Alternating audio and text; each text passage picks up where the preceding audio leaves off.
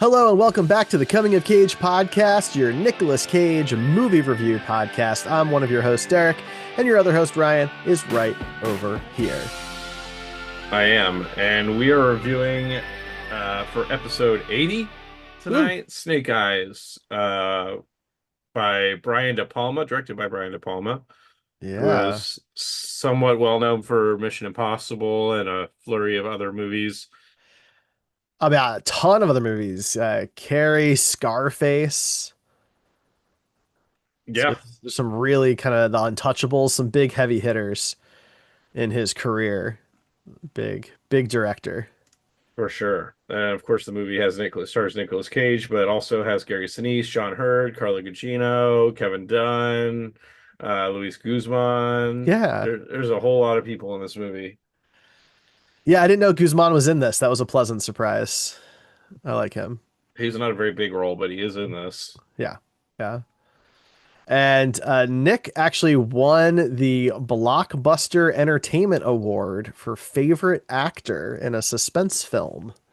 For those that don't know, Blockbuster was a video rental store that existed 30 years ago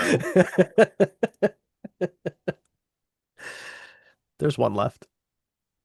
in Alaska. Yeah. I don't think DVDs have made it up there, or No. streaming has made it up there yet. So I think they're still hoarding the DVD business. So those who don't know the 1998 conspiracy thriller Snake Eyes, it's about Not a to be confused with the G.I. Joe Snake Eyes movie that came God. out in Oh the last God. few years. Oh, no, not to be confused with that.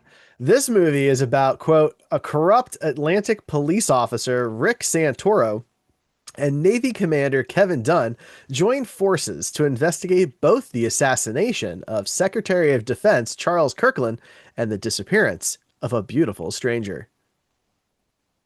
Yeah, that describes a lot of it. Yeah. This movie's got some twists and turns, so spoiler warnings if you care about such things. Don't know why you'd be listening if you hadn't seen it and you do care, but here we are. That's right. And the way that we usually do these podcasts is that I take notes throughout the movie, and we just kind of go through those notes, hitting the plot points and, discussing them as we go. That's right. I will have to say this is the last movie for this journal. This is my second journal Oh, since we started. And this one started wow. with the ant bully God, the ant bully. and has now gone through Snake Eyes. And that's the final movie for this particular That was a journal. while ago. That was episode 43. So you went through almost 40 movies in Yeah, that this notebook. is a thicker notebook, but the next one is a little thinner, so we'll see Mm. how many movies I get through on that one. Yeah, so the movie starts off with I thought there was something wrong with the version I was watching because it's like a very small square screen in the middle of the Mm. thing, and I was like, is there something wrong with this? But you as it goes a little bit, you can see some kind of lighting changes and things around the outside of it. It's a video of a TV where Right. there's a reporter who is talking about a hurricane that's hitting Atlantic City during the biggest boxing match ever, Right. Yep. apparently. Hmm. And this reporter, it seems not enthused to be here because she's outside in the hurricane, I assume. Um, Well, they won't let her call it a hurricane. It's a tropical storm because they want people to come to the boxing match. right. Priorities, Ryan. That's right. And eventually it kind of zooms out and you see some like other uh things happening, other TV screens. It seems like a control station for the broadcasting. Hmm. And we see Nicolas Cage with a gold cell phone, 1999 style or 1998 style cell phone, Yeah. but finished in bright gold, Hmm. Hmm. in quite fashionable 90s attire. And you can pretty much tell right out of the gate that he's going to be KG in this one. I mean, it certainly felt that way. I mean, the suit alone is very much in It his seems like style, it came from his closet. right? Like he came More so prepared. for me, the shirt underneath. Looks like it That's came from fair. his closet. Yeah. Yeah, that's fair. Um, so this is, I thought this was really interesting and a really fun way to tell a story like this is that the first like 20 something minutes of this movie, they're not, it's not a oneer, but it appears it's filmed in the style of a Mm, oneer. right. There's a few kind of hidden cuts, but it's all to show in real time the events that happen that are going to be visited back from different angles throughout the rest of this movie. Hmm. Um, I thought that was a really interesting way to do this. And the whole scene is done really well. Um, Yeah, it is. And now, to be fair, supposedly over 10 minutes of it are a oneer, but it's like a 20-minute sequence. yeah, And so there definitely are some cuts, but they do an extremely good job with it. I really like this opening. yeah. And it's basically Nick just going around through this match before the match starts and leading up to the assassination Hmm. and a few other events that are around that time. But he's walking around doing this whole intro and he runs into Luis Guzman, whose name is Cyrus in this Yeah. movie. And I said to Marcy, I said, did they just say his name? Marcy is my partner that I watched the movie with. And I said to her, did they just say his name is Cyrus? Are you telling me that in 2 years, two Nick Cage movies have two each have a Cyrus? Each of the And Cyrus. it's That's not a interesting. common name. But of No. course, I'm referencing in Con Air. There's John Malkovich's character's name, Cyrus the Virus. Right. Well, That's that's interesting. just kind of his nickname. But yeah, Right. Yeah. within because that came out in what year was Con Air? It was 97, Con Air was 97, and so and this this was is, 98. yeah, it So is the yeah, next year. it's just funny to me that that was the name they went with for both movies. No, that is very interesting. And I mean, like, honestly, Nick had a killer run at this time, right? When you look at the mid late 90s, when you start with 1996 with The Rock, Con Air, Face Off, City of Angels, Snake Eyes, 8 millimeter, Bringing Out the Dead. That's all 96 through 99. Yeah. Uh, It was the golden years for like really cagey, like when he was really leaning into his whole cagey thing for sure. hmm I mean, Gone in 60 Seconds and The Family Man were the following year. Like, it was a big run for him. Yeah. Um, just in this opening sequence, you can already tell he's playing an asshole. He's talked to his wife on the phone, but then we also see him hitting on a ring girl. Lucky number Um, seven. yep, and he's flashing his cop badge all over the place. He's apparently a police officer. Um, he eventually runs into Gary Sinise, who is playing, big surprise, a military person.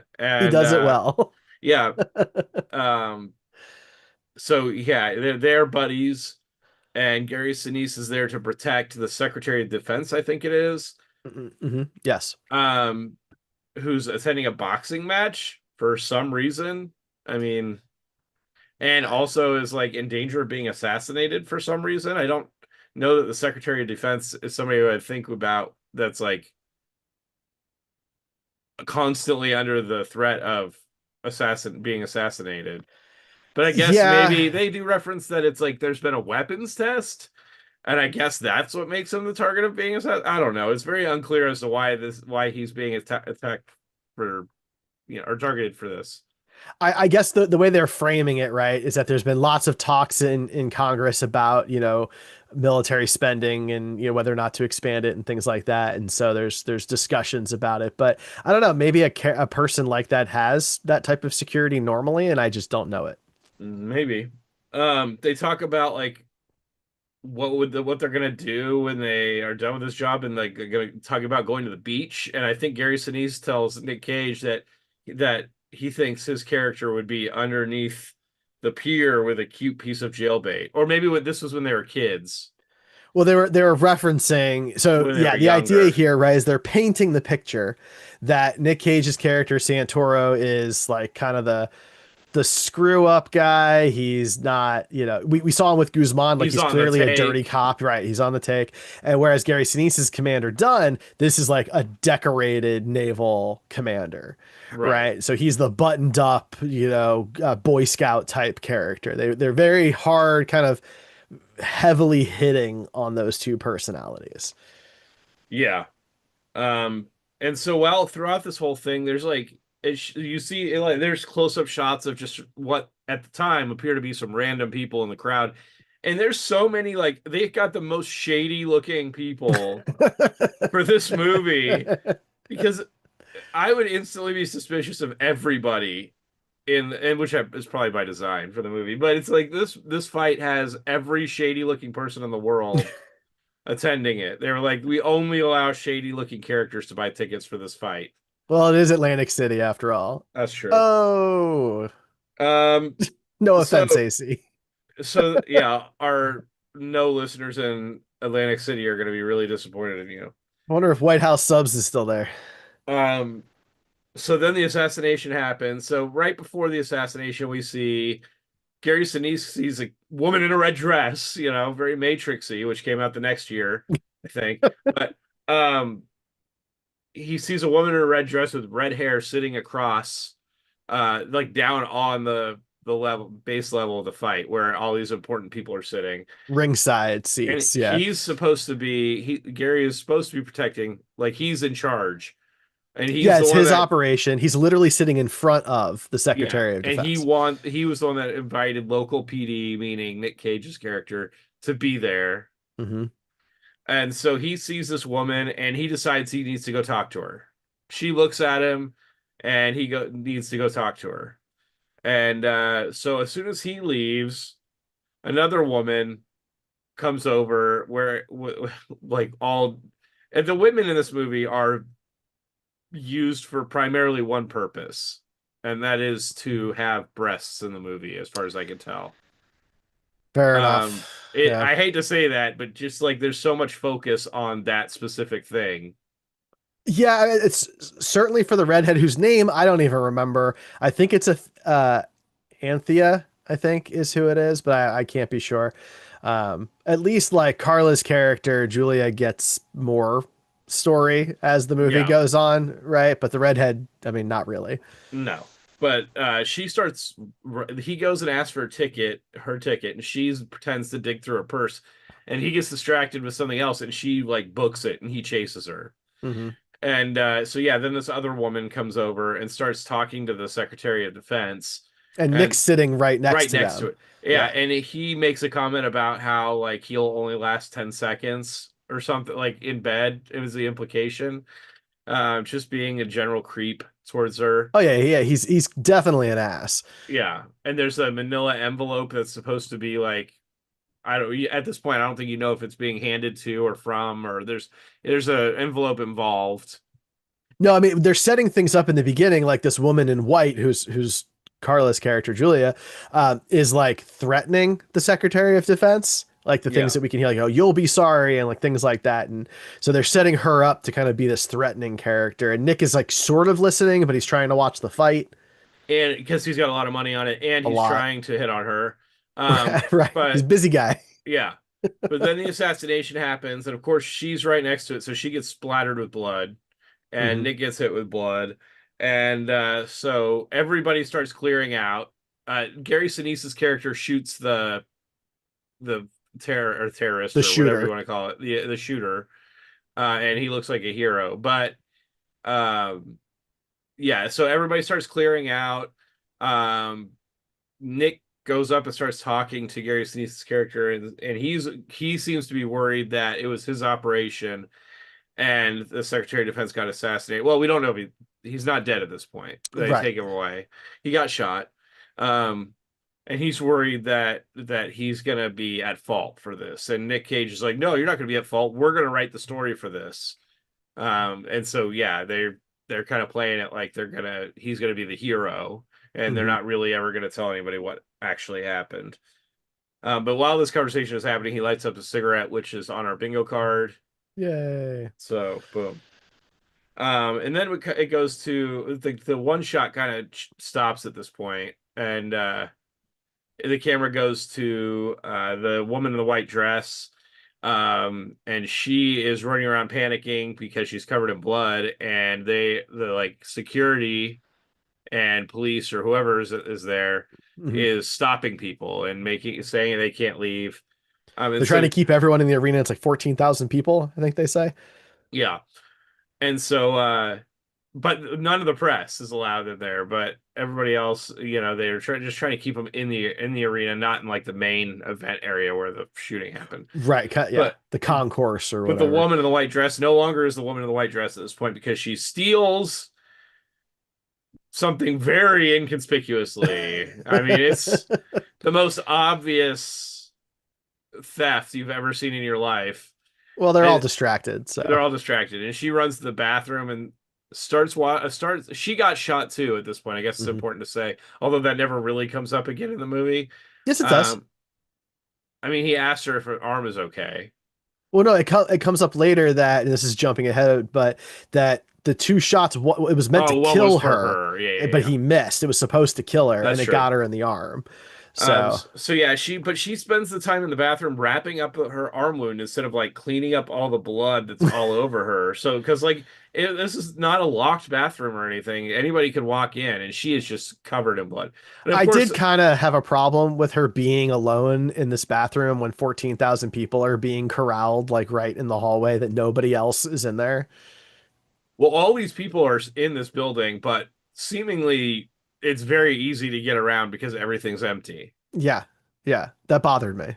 But yeah, she's in there, and of course she's just in a bra the whole time, you know, cleaning up, and that's her. Because she got blood on her shirt, man. Sure, but I mean they linger. Let's just say that Yeah, the no, I know. shots linger a bit. Yeah.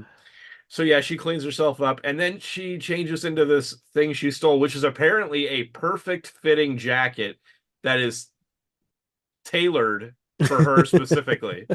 Crazy that that's what she would pick up off the table, but yes. Well, Um, obviously, you and I just don't have the right body type for that. right. That's all. So when Nick is going around, he's starting to investigate what happened, and he goes up to like the viewing area for the fight where they're recording everything, Mhm. and he starts watching all the different angles of the fight and everything, and he can clearly see that the fight was thrown, Right. and that there was a air shot that was the knockout where he didn't even make contact. Because they're making a big deal about the main boxer, Lincoln Tyler. I guess he and Santoro went to school together or whatever, and Santoro's gonna put like $5,000, $10,000 on him, whatever it was. Yeah. And I didn't mention this earlier, and it's not really important to the plot, but when uh not long after the attempted assassination happens, there's a bunch of news crews in the area, Mhm. and one of the photographers comes up and just starts taking pictures of the body, and Nick just straight punched him in the face. Yeah, And man. that's fine. It's totally fine. It's totally Totally fine. Don't worry cool, not about a it. problem. Yeah. Don't. But then they start clearing out all the people or all the news crews, except for one guy who's like, if I give you 10 grand, can I just be the guy that's in here during Yes. this? Kevin Dunn. Yeah, and he said, of course, Nick says yes because he's on the take and doesn't care. He's a dirty cop. Well, they know each other. Like clearly Santoro is a known figure in this community, right? And so he and Dunn go, not Dunn, Dunn's character Lou go way back, and they've been doing, under the table nonsense. Right. And so uh so the fight was thrown, and in the video you can also see that there was like a signal or something that was given because uh the shot for the assassination happened like right after the guy went down with a knockout, so that Hmm. they try and figure out what the signal was, and I think at this point he figures out that there's a guy in the audience that gave the signal, and he's starting to trace things back at this Hmm. point to figure out what's going on. Yeah, and um at this point you don't really know the motivation here because, like, for me, I'm like, he just wants his money back because he put all this money on a guy who was throwing his fight, and he's just pissed about that. That's what, like, we're supposed to think yeah. right at this point in the movie. We find out that the redhead woman in the red dress bribed the fighter Yeah. to throw the fight. Hmm. And at this point, Nick has a meeting with Gary Sinise and in his private room, and he's like, there's 5 people involved. This is a conspiracy now. Yeah. And of course, Gary is not having it. He doesn't want to start a panic. He agrees that there's evidence for this, but that he doesn't want to start calling it a conspiracy because then people won't take it seriously, Hmm. which is a fair point. And at this point, I went, I think that Gary Sinise is actually the bad guy. Yeah, this is when you figured it out. And literally the next scene is when we find out that Gary Sinise is the bad guy. So, I guess I was right on time with that. So I watched this one with Ray, my wife. She does not watch many of these with me. But what was funny is like not even after that first like 20-minute opening thing, she goes, "I bet John Hurd's the bad guy." Oh yeah. And she's only like she wasn't wrong. He's one of the bad guys. But I just thought that was really funny. Yeah. Well, she was on the right path. She was, yeah. Yeah. So we see Gary Sinise go into this other area that's completely empty, despite 14,000 people being in the building. It's like an under construction area or like a behind the scenes area, and Yeah. uh, two of the people that were involved in the murder that it kind of showed earlier, Hmm. uh, they're down there waiting for him, and they're like, "What? How are we going to get out of this?" They're wearing some other uniforms now. Yeah, they were like black covert ops type stuff, military type stuff. Yeah, and Gary Sinise immediately goes down and murders them. Yeah. So I Yep. hit casual murder on that one. Is that okay? I wasn't sure if it counted as It was casual, pretty but casual. I mean, he yeah. wasn't really like worked up about it or anything. It was very like, Well, nonchalant. the thing is though, he doesn't get worked up like at all in this movie, It's true. He's very cool, right? calm, and collected. Very chill dude. Yeah. So but then he's looking for the woman in the white dress. Hmm. And I think at this point, and there's might be some points I miss in this because I didn't write down every single thing that happened, but That's a lot. it is a lot of random little things that kind of added up to the things. But he's trying to find that girl, and he gets a report that she's in some room. And uh, Well, so so basically, he starts he and Nick had split up at this point, and Nick is trying to find her, right, and right? so is Gary. But Gary is secretly trying to find her, and thinks that Nick's either gonna be incompetent, right, or easily bought off. And so we're watching kind of at the same time Nick Two do, things happening, yeah. yeah, Nick's trying to find this girl in the casino. Right. And so this girl finds a random dude and is like, I want to bone you. Let's go to your room. And then he's like, Yeah. well, I want to do some gambling first. And so he goes over to this machine, starts gambling, and she's like, okay, it's fine. If you don't want to do it, I'll go with somebody else that does. Hmm. And he's like, okay, well, let's go. So he takes her up to his room, and They we do get end up. up in the elevator with Sinise, which is kind of a funny moment because we Yeah, know, right, as the audience, we know, but neither of them seem to really know. right. Well, I think she knows, but the guy doesn't understand what's going on, and Nick's in the next elevator over, not knowing that Gary is there. Like it's a thing. Well, Gary Sinise is wearing his military uniform through the whole movie. So I think Yeah. everybody is kind of knows what's going on with him. Right. But we get this really cool shot once they get up to the room. We get this Oh really yeah. cool shot that's like it's like an overhead shot of like six different hotel rooms, and it's like Hmm. going through these different rooms and showing what people are doing. I thought it was really neat because this is clearly like a set that they built to do this shot, and it was really a creative shot. I really liked it. Um, It's no, it's a great shot. It's very much a Brian De Palma thing to do. And it's really well done. It's really cool. I like kind of seeing the different vibes that everyone's giving out, right? Like you've got some drunk frat guys who are destroying a room. You've got a couple that, the girls there clearly wanting to be romantic, and the guys like glued to the hurricane news. Like yeah, I liked it. I thought it was a cool shot. It was nice. it was, yeah. And so the woman in white goes to the bathroom, and when she comes out, the dude's like ready to bone, Sure. and she's like, "No, I'm not really feeling that right now." And so she goes and sits down, and he walks up to her, and he's like, "Oh, so this is what you want?" And starts unbuttoning his pants right in front of her face. Yeah, read the room, dude. And she's like, "No, no, no, no, no. I'm just trying to hang out for a little bit, hide out." And he's like, he's not in on this. He's not a No, fan he's of mad. this. He's mad now. Yeah. Yeah, and he mentions his wife. Um, Yeah, he's like, I got a wife. I don't need this. Like, then what are you doing, dude? Like, yeah. Jesus Christ. I mean, to be honest, if I'm in Vegas and a woman that is significantly more attractive than me just walks up to me at a bar, I'm probably gonna think she's a prostitute or Oh something, yeah, yeah. something She's shady is a going on. professional, Right. and I don't know if he thought that or not, but like part of this is because there's this running thing through it where her glasses broke Yeah, and she during can't the see shooting, anything. but like nothing really big ever comes of that. No. She just So can't see what the guy really looks like. I guess, yeah, I guess that's true. But Um, meanwhile, Nick's working with Mike Starr, who many people I'm sure would recognize. He's great. Mike Starr works for the casino security, and so he's trying to help Nick get to the right room, not knowing that Sinise is already like on the tail. right.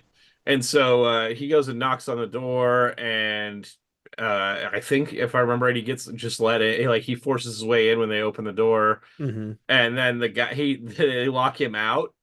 Yeah, I they lock him think out of his own they room. lock him out, Yeah, but he has the key. theoretically, I mean Because this was. no, it's not theoretically. Because he Oh, goes and gets Gary and goes back and unlocks the door with his key.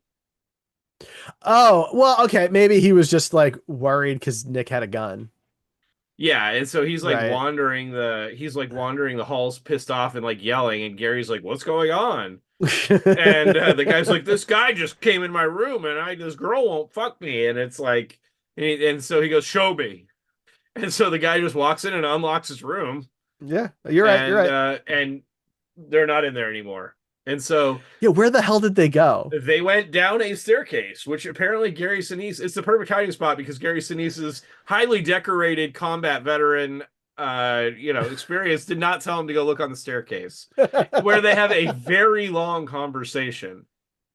And this is where, yeah, there's a lot of heavy exposition lifting being done in the stairwell scene. This is where the audience gets to get in on what's happening. Yeah. And so she basically says she saw Gary Sinise with the terrorist talking ahead of time and with the girl in the red dress. And it seems to be like they were working together. They weren't fighting or anything like that. Hmm. Um, it also, we didn't mention it early on because it doesn't really play any role in the movie, but right before the assassination happened, Nick got a phone call. Yeah, Uh, do we ever? So I think that's just like a coincidence that she calls. So this is the number seven girl who the yeah, seven's his lucky number. So he gives her his number and she calls like moments before the shots happen. And I think it's supposed to be a red herring where we're supposed to be like, okay, so who like why is this happening? And I think it's just a coincidence. yeah. I don't know, but it doesn't have any plot point really or anything to do with the movie, but Well, that's my we get that reveal. I think it's supposed to be a distraction for the Well, I don't think audience. I did you feel distracted?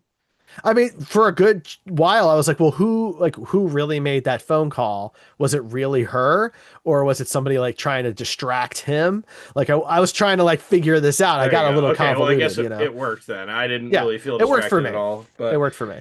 um yeah, so then we get the confrontation.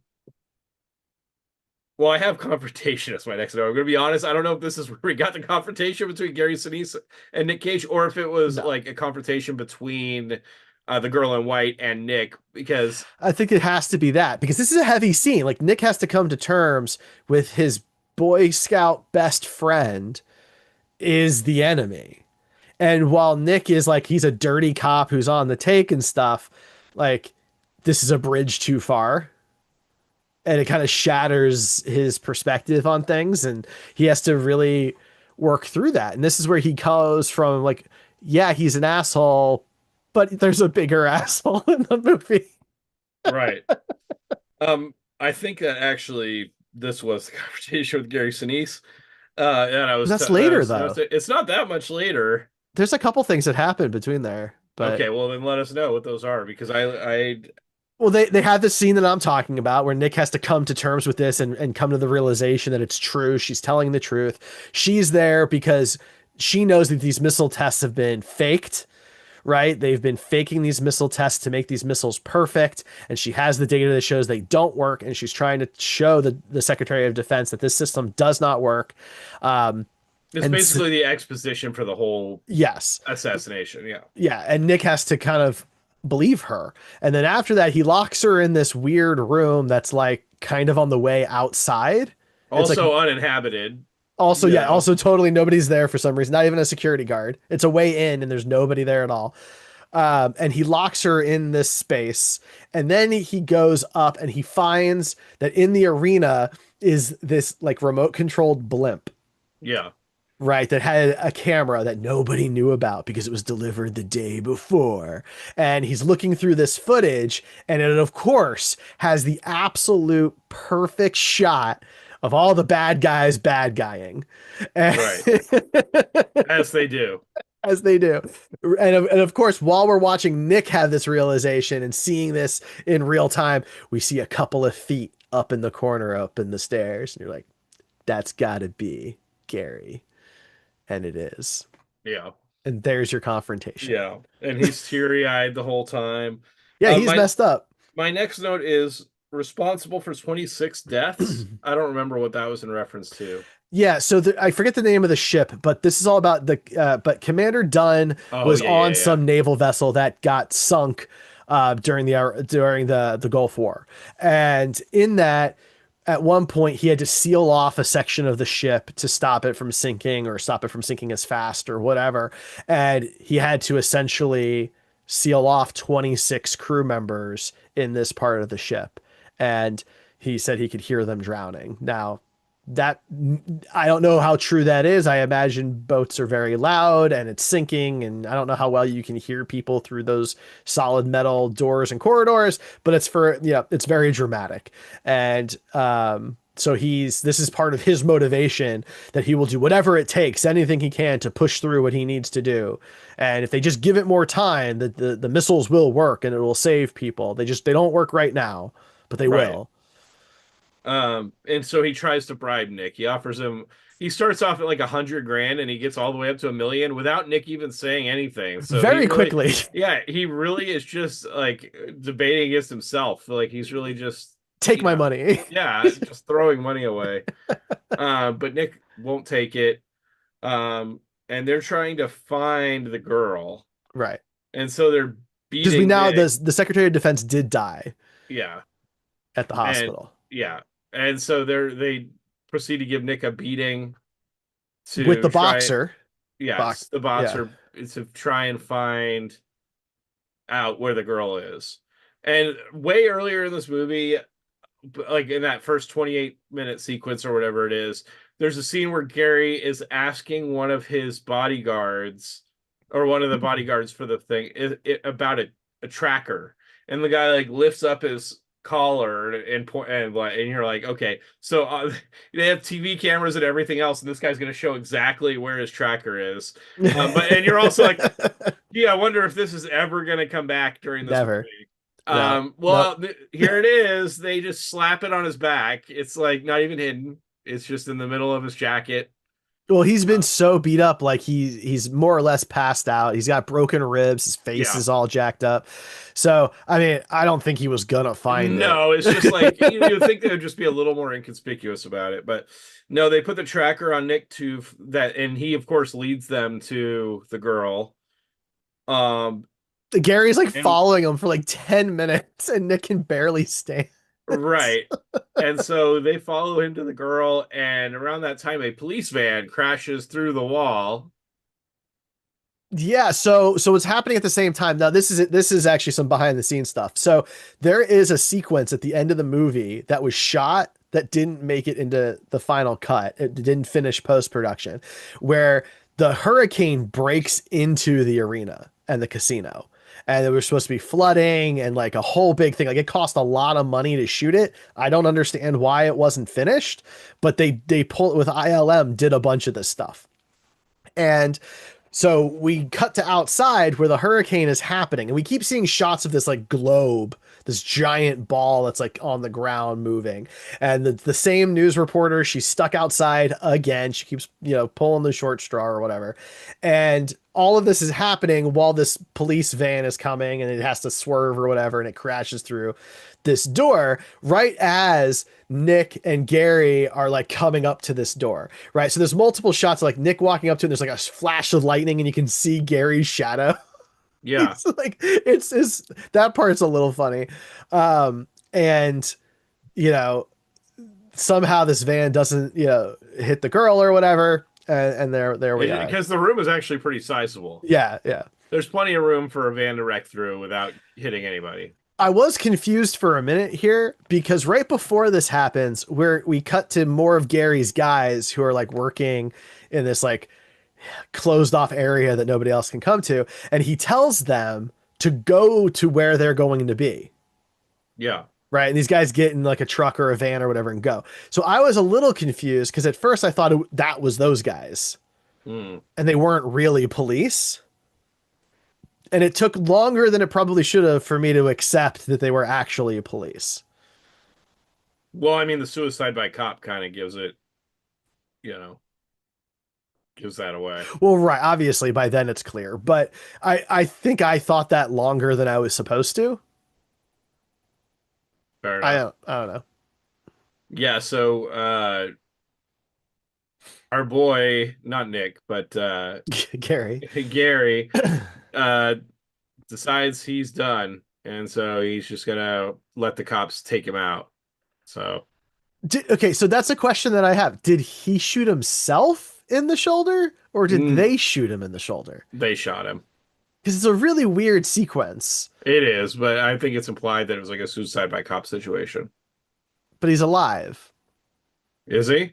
He was shot in the shoulder. He's not dead. I guess. I don't know. I That's just took never it that how they a killed him. character. That's never how a character dies like that, right? Like if they were gonna kill him, they would have like done like a bunch of shots or one in the head or something like that. Like it shoots him in the Maybe, but it's shoulder. not like you see him again in the rest of the movie, so it doesn't matter. Well, it's for the sequel. Yeah. So you would think that this is around the time the movie is going to end, but have we got a surprise for you? That's funny. We get to see a fishing trip. Yeah, he's taking his kid fishing. Yeah. Well, because So, throughout the movie he talks about how like maybe he wants to be mayor one day, and so he's yeah. going to use the good publicity from this to become mayor. Is the idea? Yes. Um, and we see that he drives a Corvette in the future Yeah, with his dirty money. he So might have. I assumed he already had it, but yeah. maybe. I don't know, but it's a not a stock Corvette, or maybe it's some like upgraded version that I'm not familiar with. But yeah, it's a bright yellow, of course. Hmm. Um, so Well, it is Atlantic City. he meets up with the girl again, the girl in the white dress. Well, the crowd starts to turn on him, right? Because all the Yes, things start to come out about how he is a dirty cop and he's on the take and all these other things. So he goes from being the media darling, he gets an award, right, to everybody hating him and he's getting indicted. right. So I'm a little confused on my next note, so you might have to clarify. Okay. Santoro meet up with girl. Yeah. Uh-huh. And then my next note is love interest. Oh, okay, I know what it is. Because Okay. they kiss at the end of this. They do. And so on our bingo card, we have love interest where the girl is 10 years younger than Nick or more. And we Yeah. looked it up and she's only 7 years younger. Yeah. So didn't quite count for our bingo Didn't card, count. but But yeah, she's it just gonna said wait for him, damn it. She will wait for him. my note just said love interest 7 years. And I was like, that was not 7 years in the future. Like I was trying to figure out where I was at. Yeah. That's funny. And so this is where the movie ends. Or is it? Did you watch through all the credits? I did. I did. Yeah, Oh my God. so if you watch the credits, it's very weird. It's seemingly just a bunch of construction Yeah, it's construction happening. workers kind of working. Yeah, and there's like a 45-second shot of a guy's really hairy arm that it's just like slowly panning to his hand. We left it on because it's like, what is this? This is the weirdest end credit sequence I've ever And then the seen. hand moves and it's revealed that there's a ruby in the Yeah, column that none of the construction workers were like, wow, this is probably valuable. maybe it's not And real. everybody, based on the way that woman was dressed, I'm betting it's real. It was just a joke. But yeah, we get the reveal that the woman in the red dress is in this column. Well, so it could be fake because she was undercover. It wasn't really her, right? Like it's That's a true. character she's But putting on. I have a feeling that a construction worker is probably not going to think, oh, that's fake. Yeah, I mean, maybe not. In Atlantic City, like with a Yeah. rebuilding stadium.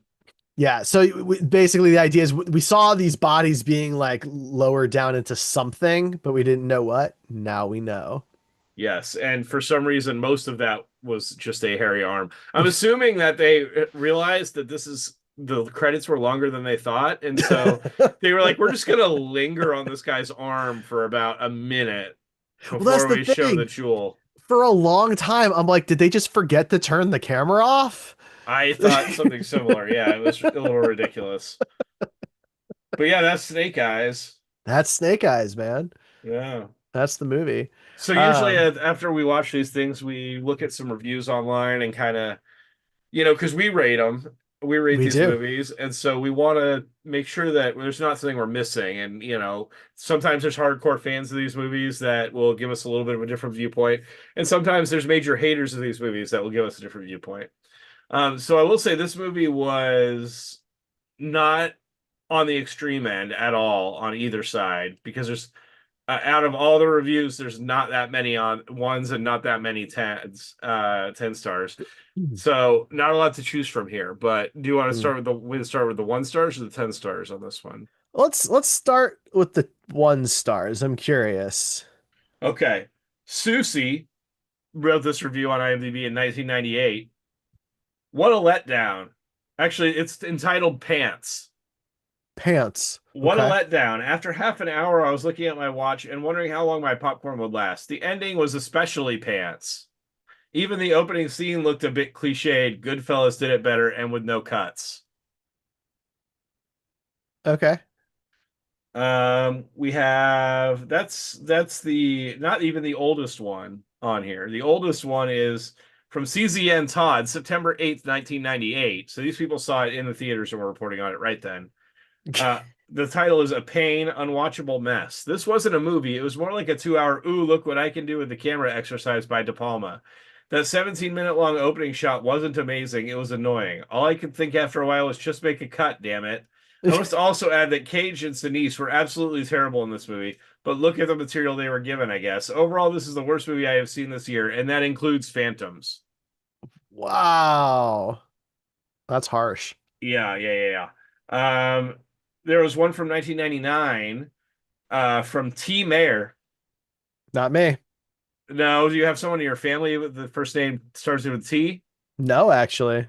Okay, well, close relative somewhere. Maybe. My God, this is one of the worst films I've ever seen. The script and plot are so thin that I was practically laughing the entire way through. How many more cliched lines can a cast spit out? That scene on the back steps with Cage and Gugino went on forever, which is kind of true. It was a long scene. Wouldn't Sinise have thought to look in the stairwell? I did make that point as well. Oh well, that would have been logical. Sinise's makeup artist should never work again, as he had some of the largest bags under his eyes that I've ever seen. Who cares about the opening? This movie sucks. 1 out of 10. I mean, it seems like a low blow at Sinise, but Agreed. I don't know why we need to bring somebody's I mean, physical attributes into it, but yeah, yeah, that was unnecessary. so on the other end of the spectrum, we have 10 out of 10s. Um, we have Med Jasta, who wrote that this is De Palma's best. In a manner of speaking, of course, well, I do think this is one of his best, the A-list for sure. What I mean is that it's the best for what De Palma does best. This movie, more than others, illustrates all of his strengths as a director. The real-time opening sequence is great because it sets up the rest of the movie. While movies lately boast about their one take, this sequence actually has a reason for being one take, which is a really good point. I actually thought it was one shot until I looked it up. But the one take gives you the sense of real time, which is very important to the rest of the movie, in that this sets up everything that happens next. When people tell their stories and we follow events that were only in the background, we know where we are and what was going on. Genius. This mystery is good as the story unfolds very nicely. I loved it. That's some good points there for sure. Yeah. Let's see. Let's see. This is Door Supervisor. I thought this film was brilliant. Solid performance from Cage and a great one from Sinise. The latter has always impressed me, and I've developed a great respect for Cage's acting talent. Anyone who's not seen Bringing Out the Dead must rent it soon. The story and plot were solid enough, but the real winners are the direction and cinematography. I do not understand where the commenter got his impressions of this film, but different strokes for different folks. Anyway, I would recommend this film to anyone who likes cool anti-heroes being played by likable leading actors and enjoys a nice mystery romp. Okay. Yeah, I mean Not that's bad. a reasonable take. Yeah. Yeah, and most of these are pretty. The theme I'm seeing a lot about this movie is that people are really praising the cinematography and direction, which more so than the plot of the movie, which I would agree with. I think the I do movie think it's was shot. fine. Yeah, but it's I shot think very that well. the story was a nothing crazy. It wasn't a great story. It was fine. It wasn't a great suspenseful murder or mystery because most of the stuff is revealed 45 minutes into the movie or an hour in or whatever. Um, but it is because of the direction and cinematography, it does take it kind of to another level. Hmm. Um, Somebody did say in one of their reviews that they expected it to be a sudden death clone, which if you are familiar with that, it's a Van Damme movie from around that same time period. So that's kind of funny. That's pretty funny. But yeah, that's where we're at. We should probably get to our reviews. Yeah, so for those who are new to the show, welcome. Thank you for listening or watching. So we have our Cage-O meter, which you can find at comingofcage.com. We have a relatively new interactive version of it linked out there. And we have we rate our movies on overall quality as well as caginess. So we give two different scores out of a 20-point scale because he's done a lot of movies. So one is low, 20 is high. And I guess, I don't know, I can start off this time. As far as quality is concerned, I like this one quite a bit. It's certainly not a masterpiece or anything, but I really enjoyed it. Like we were saying, I think it was shot really well. I'm a kind of a sucker for the here's how things happen from different angles and perspectives and things like that. I really enjoy that. Nick's character I found very interesting. I'm a fan of a lot of this cast. So I liked it quite a bit. I am thinking of giving it a, I think I'm going to give it a 15. Jeez, we are way apart on this one. Are we? Yeah, I'm at a 12 on it. Really? I think it's still in like the middle of the road. And the Cage movie's on the higher end of it, Okay. mostly because of the cinematography and direction. But overall, I didn't think it was that anything really that special. Cage was great, but the story was fine. It was predictable. Um, but yeah, this is probably the farthest apart we've ever been. I'm not gonna say I didn't enjoy it. I just Yeah. didn't think it was worthy of being up that high with some of those movies in that bracket. I mean, that's fair. I think some of it might be some of our history here because I wanted to put it above Sympathy for the Devil, but below Matchstick Men. And my numbers on both of those were higher than yours. And so I had kind of a tight window to fit this in, Yeah, was my thought process. fair enough. So. You don't have to justify it to me. If that's where you want to rank it, that's where you want to rank Oh it. no, it's more just an explanation than anything else. Now, caginess is interesting because he's pretty cagey in the beginning of Yeah. this movie, but the caginess drops off considerably the more serious the story gets. After he And changes his shirt. yeah, what's the opposite of a vengeance jacket? Right, exactly. So that makes it harder for me to pin down a cagey score.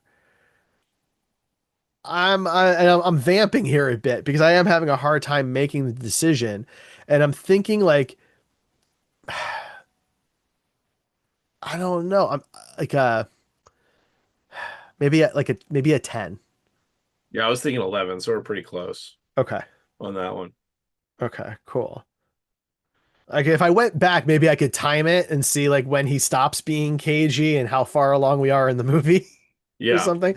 Right, but it's just interesting because he just kind of stops being that way once his character is like, "Oh, I have to be the hero." I have to be a police officer now. Yeah, Right, exactly. And his whole personality like gets subdued by comparison. So, that's true.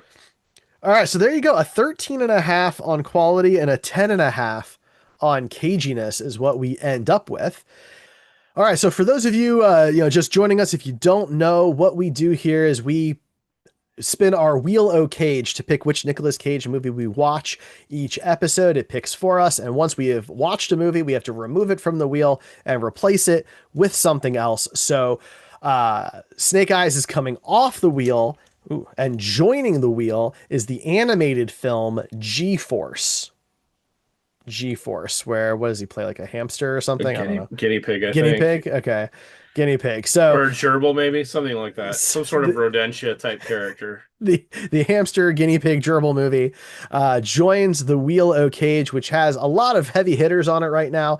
We've got movies like Kick-Ass and Renfield, Face Off, Raising Arizona, Long Legs, Ghost Rider, all on the wheel right now with some others. So be sure to check out our next Wheel O Cage spin to find out which movie we will be talking about next time on the Coming of Cage podcast. Like I said, you can go to comingofcage.com for our interactive Cageometer. You can find all of our links there. You can watch the Coming of Cage podcast on your app of choice, or well, you can listen to it on your app of choice. You can watch it on the Derrico Studios YouTube channel. Ryan, anything else for Snake Eyes? I think we covered it. All right. Well, then, this is it. I'm Derek. That's Ryan. We'll see you next time.